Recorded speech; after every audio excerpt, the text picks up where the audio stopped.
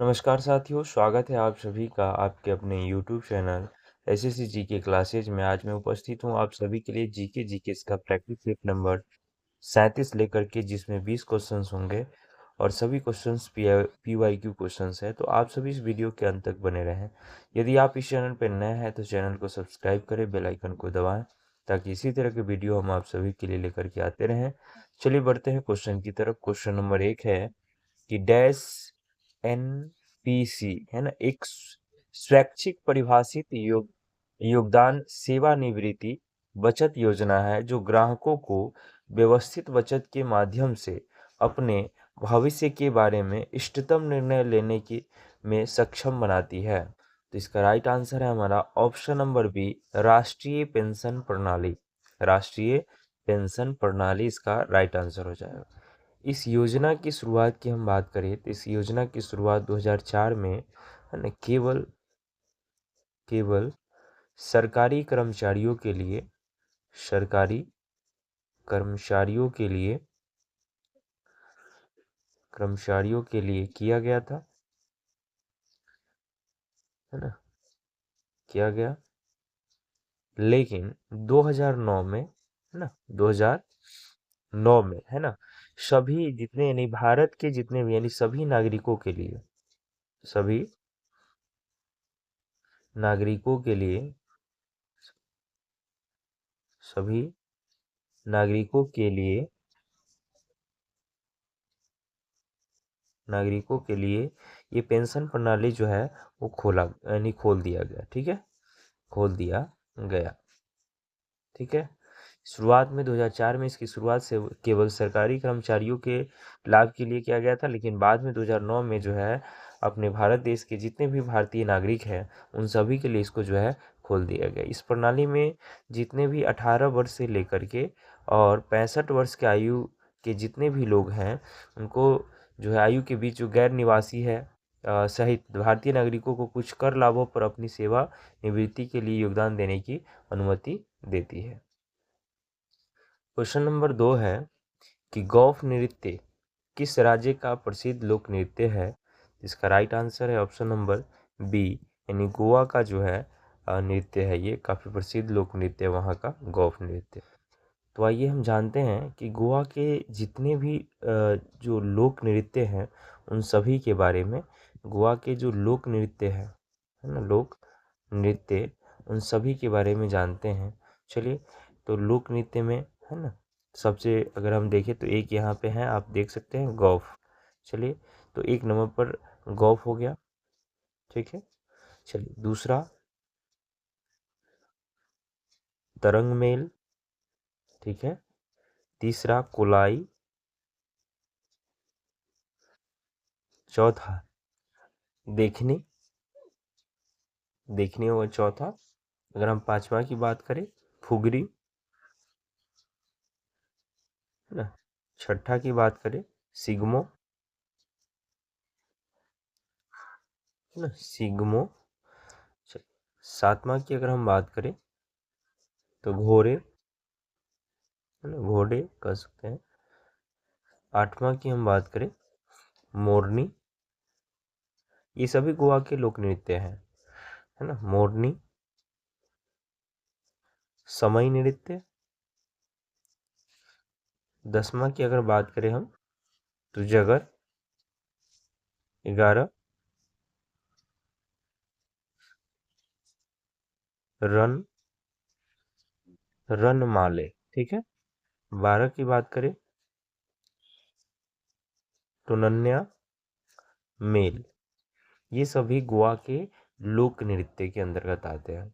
Question number 3 है कि निम्नलिखित में कौन सी राष्ट्रपति की उम्मीदवारी के लिए आवश्यक योग्यता नहीं है। तो इसका राइट आंसर है ऑप्शन नंबर डी, यानी उच्च शिक्षा। उच्च शिक्षा। तो भारत के राष्ट्रपति के लिए, है ना, लोकसभा के सदस्य के रूप में चुनाव के लिए योग्य हो, 35 वर्ष आयु होना चाहिए न्यूनतम, और भारत का नागरिक होना चाहिए। ठीक है, और मतलब इसके अलावा जो है भारत सरकार या किसी राज्य सरकार के अधीन या सरकार के किसी भी नियंत्रण के अधीन स्थानीय या अन्य प्राधिकरण के अधीन पर कोई भी पद पर वो लाभ नहीं उठा रहे हों। ये सब ज़रूरी है, जबकि भारत के राष्ट्रपति होने के लिए उच्च शिक्षा का होना आवश्यक नहीं है, उच्च डिग्री का होना आवश्यक नहीं है। क्वेश्चन नंबर 4 है कि भारत में दशकीय जनगणना कराने की जिम्मेदारी किस मंत्रालय की है? तो इसका राइट आंसर है आपका ऑप्शन नंबर ए हो जाएगा, गृह मंत्रालय का जो है अधीन होता है। भारतीय यानी जो 10 साल पर जो एक बार जनगणना कराने का जो जिम्मेदारी है वो गृह मंत्रालय के हाथ में होता है। वही अगर हम बात करें यहाँ पे वित्त मंत्रालय के अंतर्गत, इसमें जो है भारत की राजकोषीय नीति के लिए जिम्मेदार होता है और साथ ही साथ जो 5 साल का जो बजट होता है वो बजट पास करने के लिए जो है नीति बनाता है। इसमें सभी यानी बजट 5 साल का कैसे बनेगा, ये सारा जो है वित्त मंत्रालय के अंतर्गत आता है। वही अगर हम बात करें यहाँ पे कॉरपोरेट कार्य मंत्रालय की, तो इसमें जो है जो कॉरपोरेट जो कार्य मंत्रालय की हम बात करते हैं, तो यह मंत्रालय का जो है काम है कि जितने भी कंपनी हैं उसके अधिनियम यानी एक प्रशासनिक कानून की व्यवस्था के अंतर्गत शामिल रहना है, या कोई भी अधिनियम हो, प्रतिस्पर्धा अधिनियम हो, चाहे संबंधित कानून हो, इन सभी को शामिल किया गया है इसके अंतर्गत। और इसके अधीन में होते हुए जो है कॉरपोरेट व्यवहार को जो है सही ढंग से संचालन करना होगा, कॉरपोरेट को संचालन करना होगा। वही अगर हम बात करें सांख्यिकी मंत्रालय का, तो ये मंत्रालय जो है देश में जितने भी जारी आंकड़े हैं उसको कवरेज करना, उसकी गुणवत्ता के पहलुओं को जिम्मेदारी है, यानी इसका मतलब सांख्यिकी मंत्रालय का जिम्मेदारी है कि उसका आंकड़ों का कवरेज करना, उसकी गुणवत्ता के लिए जो है गुणवत्ता को जांचना, ये सब जो है जिम्मेदारी जो है सांख्यिकी मंत्रालय के अंतर्गत होता है। क्वेश्चन नंबर 5 है कि ऊपर से मिट्टी की तीसरी परत को पहचाने, है ना, तीसरी परत को पहचाने, तो इसका ऑप्शन नंबर डी हो जाएगा, सबस्ट्रेटम ने मूल चट्टान सामग्री को नष्ट कर दिया। चलिए इस ये जो चट्टान है ना, ये जो परत है, इसमें जो जैविक गतिविधि जो है वो बहुत ही कम होता है। ठीक है, जैविक गतिविधि बहुत कम होता है, जैविक गतिविधि बहुत कम होती है, कम होती है।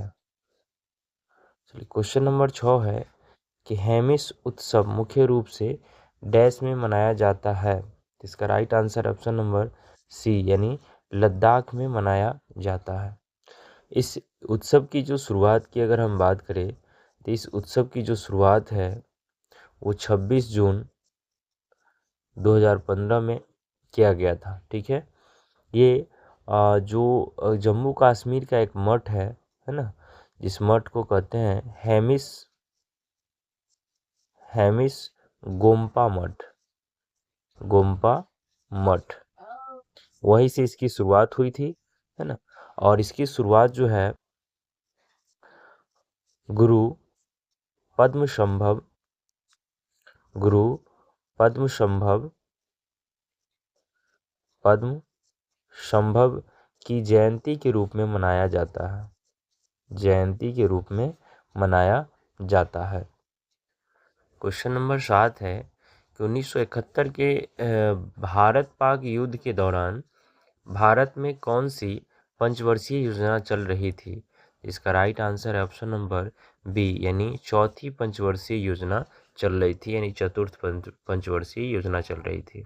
चलिए इस योजना की अगर हम बात करें, तो इस योजना की शुरुआत जो है 1969 से लेकर के और 1974 तक था। इसकी शुरुआत 1969 में हुई और 1974 इसका जो है समय अवधि रहा है।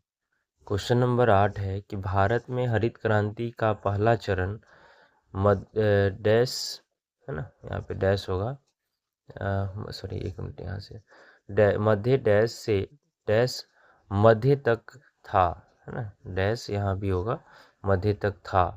तो इसका राइट आंसर हो जाएगा 1960 से 1970, 1960 से 1970 के मध्य था। चलिए अगर हम बात करें भारत में हरित क्रांति की शुरुआत 1960 के दशक में इसकी शुरुआत हुई थी, और आप ये भी कह सकते हैं कि 20वीं सदी के मध्य में, 20वीं सदी के मध्य में इसकी शुरुआत हुई थी। अगर हम बात करें भारत के हरित क्रांति के जनक के, तो इसके जनक जो है डॉक्टर एम एस स्वामीनाथन है। स्वामीनाथन जो है इसके जो है भारतीय हरित क्रांति के जनक माने जाते हैं। चलिए क्वेश्चन नंबर 9 है कि एशियाई खेल 2018 निम्नलिखित में से किस देश में आयोजित किए गए थे। तो इसका राइट आंसर है आपका ऑप्शन नंबर ए, इंडोनेशिया में इसका आयोजन किया गया था। इस खेल का जो आयोजन है, इस खेल का आयोजन 18 अगस्त से 2 सितंबर यानी सितंबर तक जो है 2018 में इसका आयोजन किया गया था। और इसका जो आयोजन है वो जकार्ता एवं पालेमबांग में इसका जो है आयोजन किया गया था, जो कि इंडोनेशिया का ये राजधानी है। क्वेश्चन नंबर 10 है कि अपर्णा सतीशन को किस नृत्य शैली में उनके उत्कृष्ट प्रदर्शन के लिए प्रतिष्ठित भारत शास्त्रीय नृत्य प्रवीणा राष्ट्रीय पुरस्कार से सम्मानित किया गया है। तो इसका right answer option number D, Kuchipudi के लिए है ना। किसके लिए? कुचिपुड़ी के लिए। कुचिपुड़ी जो है वो आंध्र प्रदेश का शास्त्रीय नृत्य है। शास्त्रीय नृत्य है। वही अगर हम बात करें कथकली की, तो ये केरल का शास्त्रीय नृत्य है। केरल का शास्त्रीय नृत्य है। वही अगर हम बात करें भरतनाट्यम का, ये तमिलनाडु का शास्त्रीय नृत्य है। वही हम अगर बात करें लावनी का, तो लावनी जो है महाराष्ट्र का लोक नृत्य है। लोक नृत्य है। क्वेश्चन नंबर 11 है कि पुरुष वर्ग में फेंके गए डिस्कस में उपयोग किए जाने वाले डिस्कस का व्यास और वजन कितना होता है। तो इसका राइट आंसर है ऑप्शन नंबर सी, वजन 2 किलो और उसका व्यास जो है वो 22 सेंटीमीटर होता है। क्वेश्चन नंबर 12 है कि 2019 में मिलियन टन कच्चे इस्पात उत्पादन के साथ भारत विश्व कच्चे इस्पात उत्पादकों में दूसरे स्थान पर रहा है। यानी यहाँ पे डैश होना चाहिए था कि कितने मिलियन टन कच्चे जो इस्पात उत्पादन के साथ भारत विश्व कच्चे इस्पात उत्पादन में दूसरे स्थान पर था। तो इसका राइट आंसर है option number D, 11 million ton कच्चे इस्पात के उत्पादन के साथ ही भारत पूरे दुनिया में जो है दूसरे स्थान पर बना रहा। वही 1 नंबर की बात करें तो चीन था, जो कि है ना, चीन ने 996.3 मिलियन टन कच्चे माल का उत्पादन किया है ना। कच्चे माल का उत्पादन के साथ है ना, उत्पादन के साथ है ना 1 नंबर पर था। कितने नंबर पर? 1 नंबर पर। वही भारत दूसरे नंबर पर। क्वेश्चन नंबर 13 है कि निम्नलिखित में से किस तत्व का परमाणु क्रमांक 33 है। तो इसका राइट आंसर है ऑप्शन नंबर ए, आर्सेनिक का जो परमाणु क्रमांक की बात करें तो कितना है? 33 है। अगर हम बात करें इसके संकेत की, तो इसका जो संकेत है एस है ना। वही अगर हम बात करें बेरियम की परमाणु संख्या की, तो इसका जो परमाणु संख्या है ना, परमाणु संख्या तो इसका 56 है। और अगर हम बात करें इसके संकेत की, तो इसका जो संकेत है वो Ba है। वही अगर हम बात करें नियॉन की, तो नियॉन की परमाणु संख्या की अगर हम बात करें, तो नियॉन की परमाणु संख्या कितना है? 10 है। वही संकेत की अगर हम बात करते हैं नियॉन के संकेत की, तो Ne जो है नियॉन का संकेत है। वही आयोडीन की परमाणु संख्या की अगर बात करें, तो इसका जो परमाणु संख्या है 53 है। ठीक है। वही अगर हम बात करें इसके संकेत की, तो आई है इसका। ठीक है। क्वेश्चन नंबर 14 है कि डैश के पास भारत में बैंक नोट जारी करने का एकमात्र अधिकार है। तो इसका right answer option number D है। भारतीय रिजर्व बैंक को जो है नोट जारी करने का अधिकार दिया गया है। चलिए इसकी स्थापना की अगर हम बात करें तो इसकी जो स्थापना है 1 अप्रैल 1935 को जो है भारतीय रिजर्व बैंक की स्थापना की गई थी। क्वेश्चन नंबर 15 है कि 1 मई 2022 से नीति आयोग के उपाध्यक्ष के रूप में किसे नियुक्त किया गया था। तो इसका राइट आंसर है ऑप्शन नंबर डी, सुमन बेरी को नियुक्त किया गया। और अगर हम बात करें तो नीति आयोग की जो स्थापना है, इसकी स्थापना की अगर हम बात करें तो इसकी स्थापना जो है 1 जनवरी 2015 में जो है नीति आयोग की स्थापना की गई थी। क्वेश्चन नंबर 16 है कि चूंकि मौर्य साम्राज्य, यहाँ पे टाइपिंग एरर है, यहाँ पे साम्राज्य होना चाहिए था, इतना बड़ा था इसलिए अलग अलग हिस्सों पर अलग अलग शासन किया जाता था और डैश के आसपास का क्षेत्र सम्राट के सीधे नियंत्रण में था। यानी इसका राइट आंसर है जो पाटलिपुत्र है ना, पाटलिपुत्र के आसपास, क्योंकि पाटलिपुत्र जो है मौर्य साम्राज्य की राजधानी थी और इसीलिए जो है पाटलिपुत्र के जो आसपास के जो क्षेत्र हुआ करते थे वो सीधे सम्राट के अधीन में होते थे। अगर हम बात करें यहाँ पे मौर्य साम्राज्य की स्थापना की, है ना, तो इसकी स्थापना चंद्रगुप्त मौर्य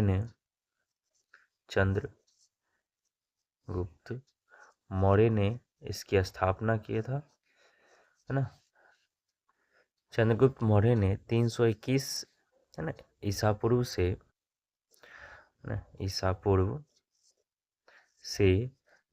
297 ईसा पूर्व तक जो है शासन किया था।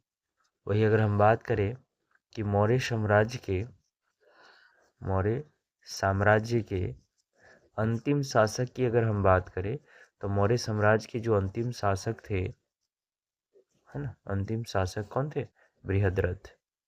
बृहद्रथ जो थे वो मौर्य साम्राज्य के अंतिम शासक थे। अगर इनकी शासनकाल की बात करें तो 187 से 180 ईसा पूर्व तक इन्होंने शासन किया था।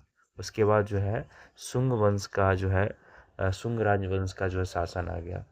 शुंग वंश की जो स्थापना है पुष्यमित्र शुंग ने किया था। क्वेश्चन नंबर 17 है कि खलीफा की तत्कालिक शक्तियों की रक्षा के लिए डैश में, यहाँ पे रिक्त स्थान होना चाहिए, डैश में बॉम्बे में एक खिलाफत समिति का गठन किया गया था। इसका राइट आंसर है ऑप्शन नंबर डी, मार्च 1919 में जो है बॉम्बे में एक खिलाफत समिति का गठन किया गया था। क्वेश्चन नंबर 18 है कि निम्नलिखित में से कोशिका आकार का कौन सा युग्म सही है। ठीक है, तो पहला युग्म है लाल रक्त कोशिकाएं गोलाकार, है ना, तो ये गलत है। गोलाकार ऐसे दिखाई दे सकता है लेकिन इसका जो आकार होता है वो डिस्क के आकार का होता है, डिस्क के आकार का होता है। वही दूसरी अगर बात करें मांसपेशी कोशिकाओं के आकार, तो धुरी के आकार का होता है, तो ये बिल्कुल सही है।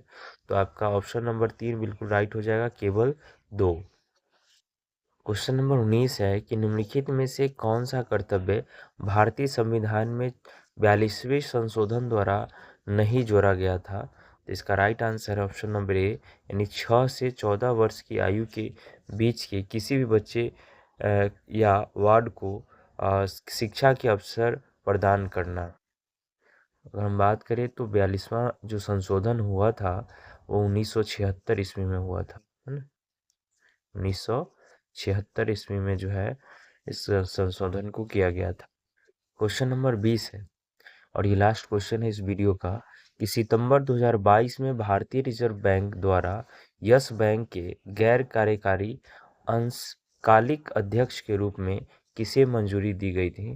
तो इसका राइट आंसर है ऑप्शन नंबर सी, राम, है ना, सुब्रमण्यम गांधी। यहाँ टाइपिंग एरर है, यहाँ पे इसको करना है गांधी को चुना गया था। अगर हम बात करें तो यस बैंक की स्थापना की बात करें, है ना, यस बैंक की स्थापना की अगर हम बात करें तो इसकी स्थापना जो है ना, इसकी स्थापना 2004 में किया गया था। 2004 ईस्वी में इसकी स्थापना की। और अगर हम बात करें यस बैंक के मुख्यालय का, इसका जो मुख्यालय है, इसका मुख्यालय मुंबई में है। मुंबई में इसका मुख्यालय है। अगर हम बात करें कि इसकी स्थापना करने वाले व्यक्ति की, तो राणा कपूर है ना, राणा कपूर एवं अशोक कपूर ने मिल करके इसकी स्थापना, यस बैंक की स्थापना की थी। अशोक कपूर। उम्मीद करते हैं कि वीडियो आप सभी को पसंद आया होगा, तो वीडियो को लाइक करें, शेयर करें, चैनल को सब्सक्राइब करें, बेल आइकन को दबाएं, ताकि इसी तरह के वीडियो हम आप सभी के लिए लेकर के आते रहें। मिलते हैं नेक्स्ट वीडियो में, तब तक के लिए धन्यवाद।